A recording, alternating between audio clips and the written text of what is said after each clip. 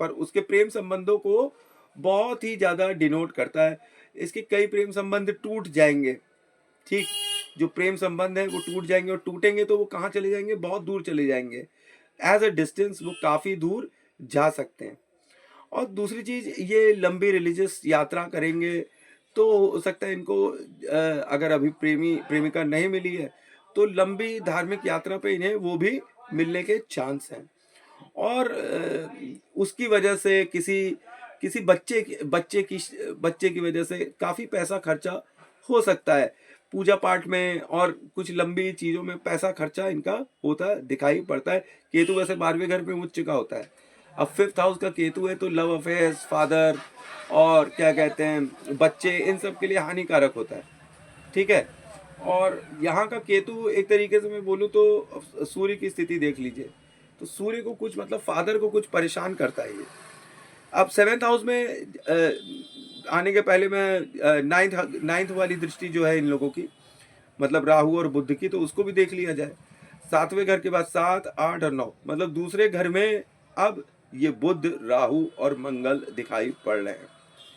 बुध, राहु, मंगल यहाँ पर दिखाई पड़ रहे हैं तो यहाँ पर व्यापार के लिए लड़ाई झगड़ा, फैमिली मेंबर्स के साथ पैसे को लेके अनबन, ये सब चीज़ें होती दिखाई पड़ रही हैं। और ये फिक्स्ड एसेट्स के साथ भी प्रॉब्लम होता दिखाई पड़ रहा है। शेयर बाजार से फिर बोलता है कि दूर हो जाओ, ठीक है। अब राहु बुध बैठा है, बैड बैड एडवाइस, और मंगल फिर लड़ाई, ये सब अच्छी चीज़ नहीं दिख रही है यहाँ पर। अब यहाँ मंगल को अगर पकड़ कर चले तो मंगल की चौथी दृष्टि जो है वो हाउस नंबर 9 में 2 के साथ लिखे चंद्रमा के साथ दिखाई पड़ रही है। तो माँ के नाम से कोई प्रॉपर्टी ली जा सकती है, और एंसेस्ट्रियल प्रॉपर्टी जो है वो माँ के नाम पर होगी। और ये एक अच्छा कॉम्बिनेशन है क्योंकि चंद्र मंगल युति हो रही है, तो यहाँ मंगल और स्ट्रांग हो रहा है, ठीक। अब देखिए, कहना वही वाली बात है कि कहेंगे लोग मंगल स्ट्रांग करो, मंगल स्ट्रांग करो, मंगल स्ट्रांग करो तो कोई रिलेशनशिप बनी नहीं पाएगी, ठीक है। हाँ, ज़मीन के लिए ये टाइम अच्छा है। ज़मीन जायदाद से रिलेटेड जो भी प्रॉब्लम्स होगी तो वो सॉल्व होती दिखाई पड़ रही है। फिर उसके बाद मंगल की 7वीं दृष्टि अगर वो पड़ती है केतु पर, चित मंगल केतु एक अच्छा कॉम्बिनेशन तो होता नहीं है। केतु उच्च का है और मंगल यहाँ पर बुरे इफेक्ट दे रहा है, तो किसी न किसी वजह से स्पाइन में, पैर में रिलेटेड प्रॉब्लम हो सकती है। और किसको होगी, ये पिताजी को हो सकती है आपके, कि पिताजी को नर्व प्रॉब्लम होती मुझे दिखाई पड़ती है। अब यहाँ से मंगल की जो है 8वीं दृष्टि लगन पे भी पड़ती है।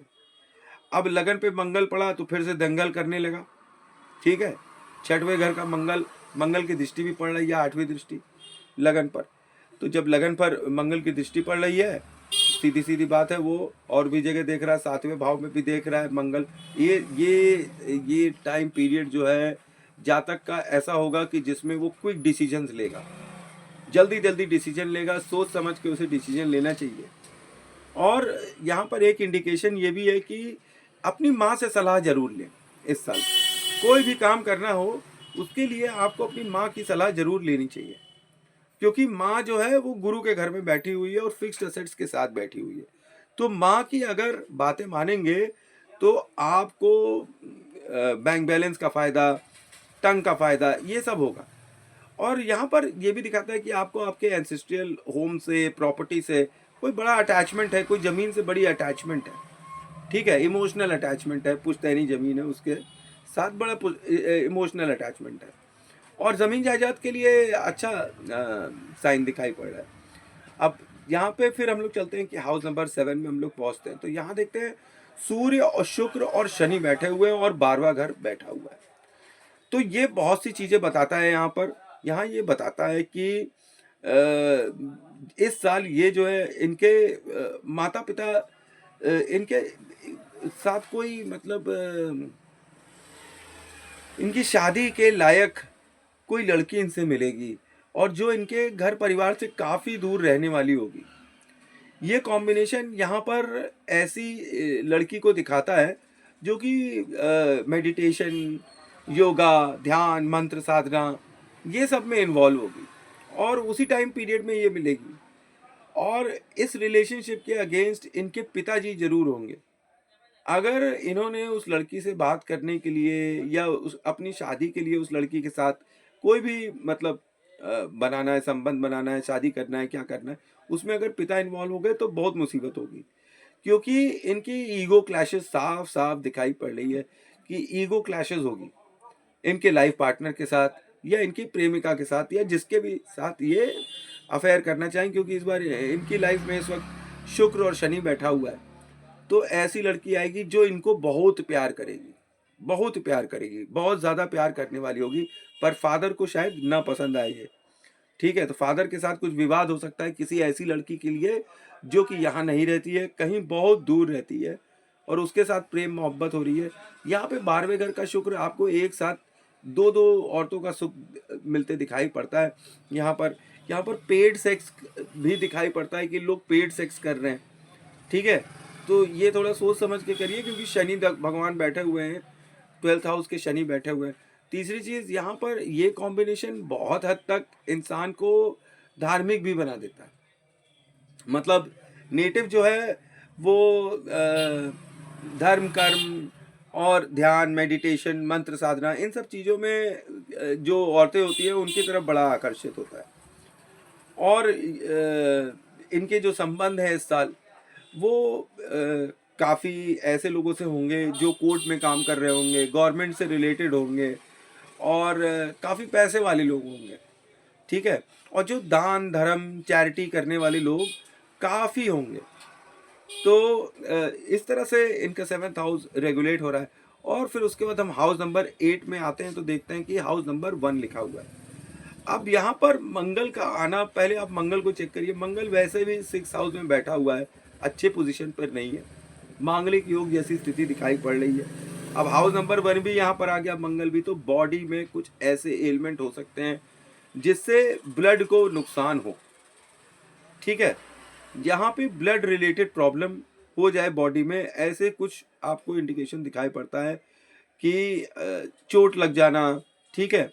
और ऐसी डिजीजेस जो कि लॉन्ग टर्म है और ख़ास तौर पे स्टमक और ब्लड रिलेटेड प्रॉब्लम होने की यहाँ प्रबल संभावना है।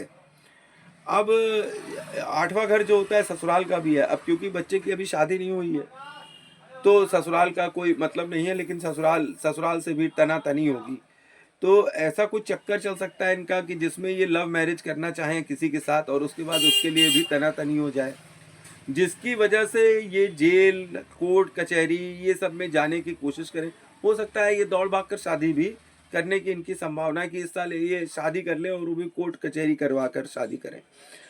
तो फादर को अगर इन्वॉल्व करेंगे शादी में तो दिक्कत हो जाएगी। फादर को किसी कीमत पर भी शादी में इन्वॉल्व नहीं करना है, नहीं तो प्रॉब्लम होगी शादी में। अब दूसरी चीज़ कि अब यहाँ पे हाउस नंबर 9 में हम लोग पहुँचते हैं तो देखते हैं कि यहाँ पे चंद्रमा लिखा हुआ है। अब दूसरे हाउस का चंद्रमा जो है बैंक बैलेंस का इजाफा देता है, ज़मीन का इजाफा देता है।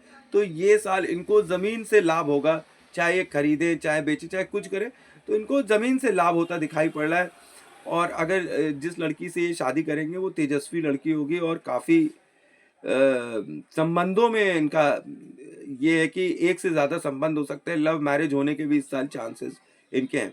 अब हाउस नंबर 10 में जब हम पहुंचते हैं तो गुरु बैठा हुआ है। अब गुरु यहाँ पे हाउस नंबर 10 में नीच का होता है। तो एक बात आप पकड़ कर चलिए, ये 10 नंबर में गुरु जो नीच का बैठा हुआ है, ये इन्हें दलदल में बैठा देता है, दलदल के अंदर डाल देता है। जो भी कोई काम करते हैं और फंसते जाते हैं और फंसते जाते हैं। तो इस साल इनको ये है एक सुझाव कि कोई नया काम नहीं करेंगे, कोई भी नया काम करने की ज़रूरत नहीं है। अगर कोई नया काम करेंगे तो बड़ी प्रॉब्लम में फंसेंगे। काम ऐसा होगा कि आप लोगों को लगेगा कि बहुत अच्छा है, तरक्की करेगा, लेकिन कोई तरक्की उरक्की नहीं और फंस जाएगा आदमी। तो कोई नया काम करने की ज़रूरत नहीं है। बाकी ये धर्म कर्म वाला काम करेंगे, मेडिटेशन वाला काम करेंगे, ठीक है, ये कंसल्टेंसी कर रहे हैं तब भी ठीक ही ठाक है। क्योंकि आप देखिए हाउस नंबर 10 में हाउस नंबर 3 लिखा हुआ है। तो ये बुद्ध की शक्ति यहाँ पर आ गई है और फिर से जहर योग बनाने की ताकत रख रही है। पीछे से 5वीं दृष्टि बुद्ध और राहु की भी इस पर पड़ रही है। तो प्रोफेशनली ये साल कुछ अच्छा नहीं बीतने वाला है, ये तो सीधी सीधी बात है। हाँ, लाभ आपको माता से और क्या कहते हैं फिक्स्ड एसेट से, जमीन से, ये सब से होगा, अगर आप इन सब का काम करेंगे आपको ज़रूर पैसा मिलेगा। लेकिन आप कोई सोचिए कि नया काम चालू कर दें, और थर्ड हाउस जो होता है वो गले का होता है, गाने वाने का कोई काम, ठीक है, तो गले से रिलेटेड कोई भी काम करेंगे तो उसमें सफलता इस साल तो नहीं मिलती दिखाई पड़ती है। अब जब हाउस नंबर 11 में पहुंचते हैं तो वहां देखते हैं कि हाउस नंबर 4 लिखा हुआ है। तो अब आप एक बात समझिए कि यहाँ पर हाउस नंबर 4 लिखा हुआ है, तो चंद्रमा यहाँ पर बैठा हुआ है किसमें? 11वें घर में। अब हाउस नंबर 11 होता किसका है? इच्छा पूर्ति का घर होता है। ठीक, यहाँ कोई भी ग्रह बैठा होता है, कोई भी भाव बैठा होता है, वो देता ही देता है जिस स्थिति में वो होता है। अब आप एक चीज चेक करिए कि हाउस नंबर 9 लिखा हुआ है हाउस नंबर 4 में, तो यहाँ पर 4 नंबर कर्क राशि का नंबर है। ये मन का कारक है, ये माता का कारक है, ये जमीन का कारक है, ठीक है, ये दूध का कारक है, ये पानी का कारक है। तो यहाँ पर 100% एक चीज पता चलती है कि नेटिव को किसी भी जमीन जायदाद से फायदा हो सकता है, और उसको अपने दोस्तों के साथ बड़ी इमोशनल अटैचमेंट होगा, और उसके जो दोस्त होंगे वो उसके माँ समान होंगे। ठीक, माता के समान इमोशनल अटैचमेंट होगा, बहुत गहरा इमोशनल अटैचमेंट अपने दोस्तों के साथ इनको होगा। अब तो मैंने यही बता दिया कि जमीन से इनको इस साल लाभ होना तय है। जब हम यहाँ पहुँचते हैं कि हाउस नंबर 12 में, तो हाउस नंबर 12 में जब हम पहुँचते हैं तो देखते हैं क्या कि यहाँ पर केतु लिखा हुआ है और हाउस नंबर 5 लिखा हुआ है। तो केतु की 5वीं दृष्टि पड़ेगी, 1 2 3 1 2 3 4 5। अब यहाँ पर केतु की 5वीं, केतु 12वें में उच्च का होता है, और केतु की 5वीं दृष्टि पड़ रही है हाउस नंबर 4 पर, फिर 7वीं दृष्टि पड़ रही है हाउस नंबर 6 पर, और 9वीं दृष्टि पड़ रही है हाउस नंबर 8 पर। तो अब यहाँ पर कई मिक्स टाइप के रिजल्ट मिल सकते हैं। पूजा पाठ के लिए ये समय इनके लिए बहुत अच्छा है कि पूजा पाठ ये करें तो इनको बड़ा अच्छा फल मिले, लंबी धार्मिक यात्राएं करें तो इनको अच्छा फल मिले। इनका जो प्यार मोहब्बत है वो जो है टूटा प्यार वो विदेश में होगा, वो कहीं दूर चला गया, जिससे ये प्यार करेंगे वो इनको छोड़कर एज ए डिस्टेंस कहीं दूर चला गया, ठीक है। और केतु की 5वीं दृष्टि जब चौथे घर पर पड़ती है तो एक बात समझिए, हाउस नंबर 9 गुरु का घर है, और गुरु की दृष्टि केतु पे पड़ती है, तो घर के अंदर गुरु केतु मतलब कि अब घर के अंदर भोले बाबा की पूजा होती दिखाई पड़ती है। घर के आसपास कोई भोले बाबा का मंदिर है जहाँ पे ये जाते हैं और पूजा करते हुए दिखाई पड़ते हैं। जब 7वीं दृष्टि पड़ती है इनके रोग ऋण शत्रु वाले पे, तो इनको इस साल जो है स्पाइन की प्रॉब्लम हो सकती है, नर्व्स की प्रॉब्लम हो सकती है इनके घर में, ठीक है, नर्व्स की प्रॉब्लम हो सकती है, और पिता को बेसिकली प्रॉब्लम हो सकती है नर्व्स की, जिसकी वजह से ये हॉस्पिटल जा सकते हैं। दूसरी चीज, ये पढ़ाई लिखाई करने के लिए फॉरेन कंट्री जाते मुझे दिखाई पड़ते हैं कि अगर ये पढ़ाई लिखाई के नाम पर बाहर जाना चाहे तो ये फॉरेन कंट्री इस साल जाते दिखाई पड़ते हैं। तो ये था मेरा सूक्ष्म विश्लेषण अबाउट सब्सक्राइबर कुंडली एनालिसिस, जिसमें वर्ष कुंडली मैंने अंकित पावी की एनालाइज करी है।